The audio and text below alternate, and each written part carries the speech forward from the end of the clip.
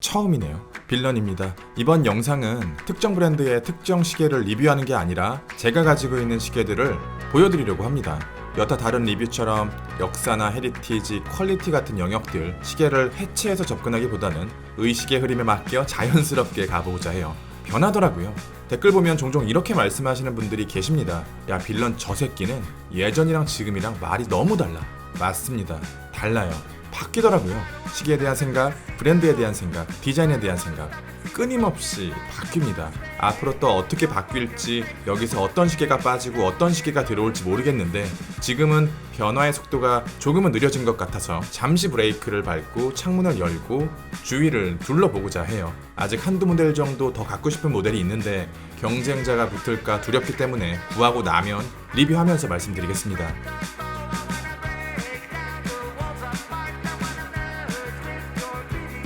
처음 시계 구입의 기준은 미였습니다. 아름답고 예쁜 것.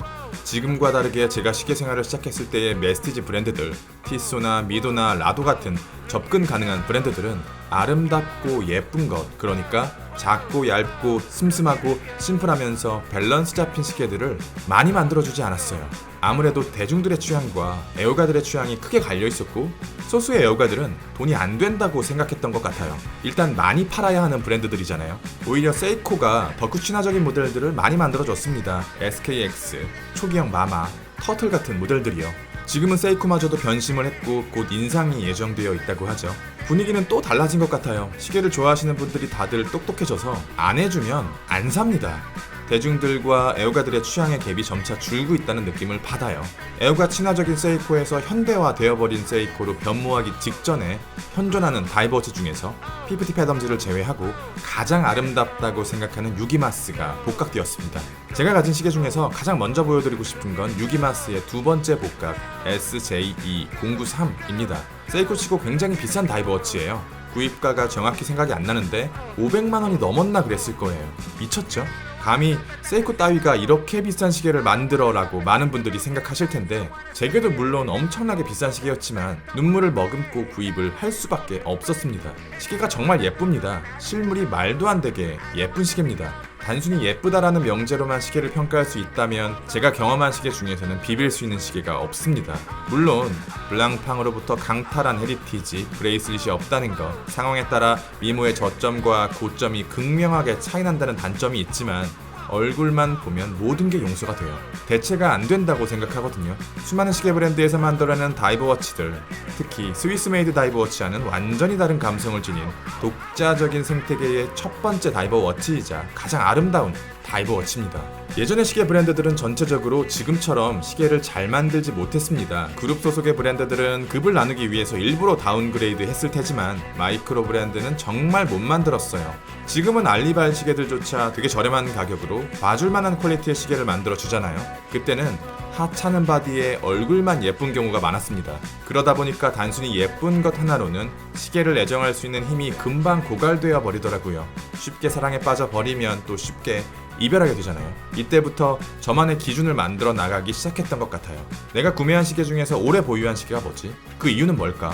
사이즈는 어땠고 두께와 러그투러그는 어떤 헤리티지를 베이스로 만들어졌지? 디자인은? 가격대는? 시계의 범주는?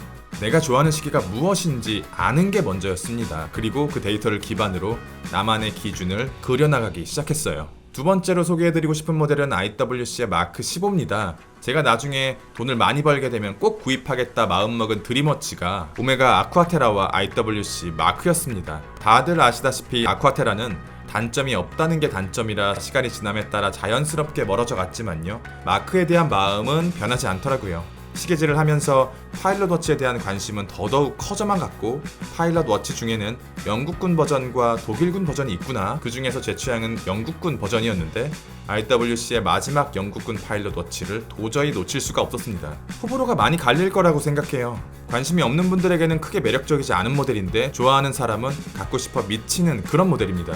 인덱스들이 입체감을 가지고 있는 것도 아니고 다이얼의 질감이 특별한 것도 아니고 독특한 디자인의 핸즈도 아니고 대단한 마감이 발려진 케이스도 아니죠. 특별한 기술이 들어간 것도 아니고 어디서나 흔히 볼 수 있고 쉽게 만들 수 있습니다. 그런데 현대의 마크와는 조금 다른 감성을 가지고 있고 범접할 수 없는 브레이슬릿의 완성도와 미친 착용감, 이상적인 사이즈. 게다가 이제 다시는 볼 수가 없습니다. 마크 15는 출시 시기에 따라 초기형, 중기형, 후기형 이렇게 세 가지로 나눠지는데 제가 리뷰했던 건 중기형입니다. 동글동글한 자일리톨 브레이슬릿, 물고기 크라운, 다이얼의 디테일 같은 차이가 있는데요. 중기형에 무반사 코팅이 없다는 건 치명적인 단점이었습니다. 둥근 도면 글래스에 무반사가 전혀 없다 보니까 시계보다도 제 얼굴을 더 많이 보게 된 것 같아요. 방출하고 후기형으로 구입을 다시 했습니다. 브레이슬릿이 좀 더 단단한 디자인으로 바뀌었고 무엇보다도 양면 무반사 코팅이 발리면서 항상 이 담백한 디자인을 온전히 볼 수 있게 되었습니다. 종종 이런 생각을 하곤 해요. IWC에서 영국군 파일럿 워치를 만들 때의 애호가들은 지금과는 반대로 독일군의 파일럿을 더 고대하지 않았을까? 마크 16이 처음 나왔을 때 애호가들의 반응이 기억나시는 분이 혹시 계신가요? 저만의 기준이 어느 정도 잡히게 되니까 퀄리티와 디테일이 보이기 시작했습니다. 또 리뷰 특성상 여러 브랜드의 접사를 찍을 기회가 있었던 저는 비슷한 가격대를 갖고 있는 럭셔리 브랜드들이 육안으로 보이지 않는 영역에서는 이렇게나 많은 차이가 나는구나 놀라기도 했고요. 특히 그랜드 세이코, 롤렉스를 보면서 압도적인 피니싱에 매번 감탄을 했었고 그 당시 기준으로 오메가나 제니스, 예거 같은 브랜드에 실망을 많이 했던 것 같아요. 제가 너무 좋아하는 브랜드가 퀄리티적인 측면에서 부족한 모습을 보이는 게 못마땅했던 것 같습니다. 내가 지켜야 하는 기준들이 늘어났고 구체화되기 시작했습니다. 사이즈 38mm, 두께 12mm, 러그 트러그 46mm, 러그 20mm. 이 조건을 충족하면서 제 취향을 만족시키면서 헤리티지가 훌륭하면서 가격대가 적당하면서 구하기 쉬운 시계가 세상에 몇 개나 있겠습니까? 덕분에 크리스토퍼 와드의 샌더스트 같은 특이종을 발견하게 되었지만 내가 좋아하는 것을 효율적으로 하기 위해 만든 기준들이 점점 저를 지치게 만들었어요. 그러다가 제 스스로에게 이런 질문을 했습니다. 내가 왜 시계를 좋아하지? 나는 누군가에게 보이기 위해서 시계를 차는가? 아니야. 브랜드는 그렇게 중요하지 않아. 눈에 보이지 않는 미세 퀄리티가 그렇게 중요한가? 루페를 들고 다닐 것도 아닌데. 컴플리케이션 혹은 크로노그래프를 작동하는 횟수가 얼마나 되지? 사실상 내게는 디자인뿐이잖아. 내가 달의 모양을 알 필요가 있어? 하늘을 보면 되는데. GMT 베젤을 돌릴 만큼 여행을 많이 다녀? 아니야. 나는 요일을 시계로 볼 필요가 없어. 요일은 항상 인지하고 있으니까.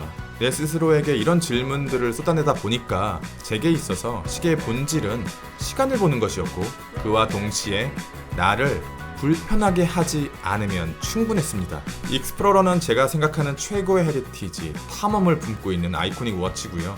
탐험이라는 이 추상적이면서 환상적인 개념은 어린 시절 산, 들, 천을 뛰어다니면서 자연과 교감했던, 탐험했던 그때 그 감각들을 되새겨주기에 충분했어요. 이게 없었다면 시계질을 시작하지 않았을 거예요. 제 철학과 가장 잘 맞는 이상적인 툴워치예요. 결국 툴워치입니다. 그런데 익스플로러는 여러 대안들이 있었고 큐리그 큐리어, 시닉스와 큐익스가 남게 되었는데 고민을 정말 많이 했던 것 같아요. 시닉스는 2번 구입을 했었고 큐익스도 2번 사고팔고를 반복했습니다. 두 시계를 손에 들고 마지막까지도 결론을 내리지 못했고 큐익스를 남기고 시닉스를 방출한 뒤에도 내가 한 선택이 옳은 것인지에 대한 고민을 많이 했어요. 시간이 어느 정도 흐른 지금 뒤돌아보면 점점 커져만 가는 큐익스에 대한 만족감이 저를 설레게 하는데요. 이걸 어떻게 설명해야 할지 모르겠어요. 누군가 저에게 둘 중에 뭘 사는 게 좋을까요? 라고 여쭤보신다면 시닉스를 추천해 드릴 것 같아요. 그런데 저는 큐익스를 선택했습니다. 너무 좋아요. 구린 브레이슬릿도 좋고요. 상대적으로 작은 인덱스와 다이얼의 비율도 매력적이에요. 단단한 케이스와 러그의 비율도요. 글래스의 무반사 코팅이 시닉스만큼 완벽하지 않다는 건 조금 아쉽지만 이 정도는 뭐 안고 가야죠.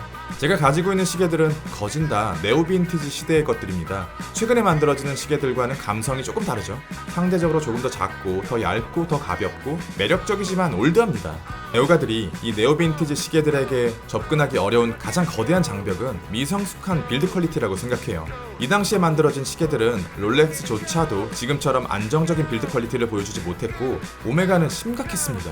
문워치는 신형이 출시되고 나서야 현대적인 시계의 퀄리티를 갖추기 시작했고 시마스터는 구형 시마스터라는 격동의 시대를 거쳐 신형 시마스터가 되어서야 퀄리티를 잡기 시작했습니다. 하지만 아직까지 브레이슬릿을 포함한 세부적인 디테일은 다른 럭셔리 브랜드보다 한 수 아래라고 생각합니다. 그런데 보이지 않는 영역에서의 집착이 흐려짐과 동시에 보이는 영역에서의 퀄리티마저도 그렇게 중요하지 않게 되더라고요. 마감 좀 투박하면 어때? 브레이슬릿 좀 철렁거리면 어때? 유격 좀 있을 수도 있지. 그러다 보니 오메가가 다시 보이기 시작했습니다. 롤오가 아니죠. 이제는 롤까오입니다. 2위 자리를 까르띠에에게 뺏긴 오메가지만 저는 여전히 롤렉스 까르띠에보다는 오메가라는 브랜드에 더 마음이 가더라고요. 유재석보다는 박명수를 더 좋아하고 김범수보다는 윤종신을 더 좋아하는 제 취향일지도 모르겠는데요. 서브마리너보다는 시마스터의 마음이 동하게 되었습니다. 솔직히 말씀드리면 서브마리너라는 아이코닉 워치가 이렇게 많은 사람들이 열광할 정도로 아름다운 시계인가? 사람마다 다르겠지만 제 기준으로는 시마스터가 다이버워치 철학에 더 가까운 시계였고요. 여러가지 시마스터를 거진 다 경험해본 뒤에는 1세대로 정착하게 되었습니다. 노타임 투다이와 60주년을 볼 때마다 팔고 올라갈까 고민이 되는데 60주년이 1세대보다 완벽하게 상위 호환인 모델은 아니라고 생각하고요. 노타임 투다이는 사실 조금 고민하고 있어요. 제 시계 생활에서 쿼츠의 문이 열리게 된 건 이 시계를 통해서였는데 이걸 기점으로 쿼츠, 전자시계 그리고 카시오라는 시계신의 세례를 받게 되면서 다시금 튜토리얼로 돌아가서 가격을 초월하는 월드클래스 시계들을 발굴하고 경험하는 재미에 빠져 있습니다. 영상이 조금 길었습니다. 빌런이었습니다. 감사합니다.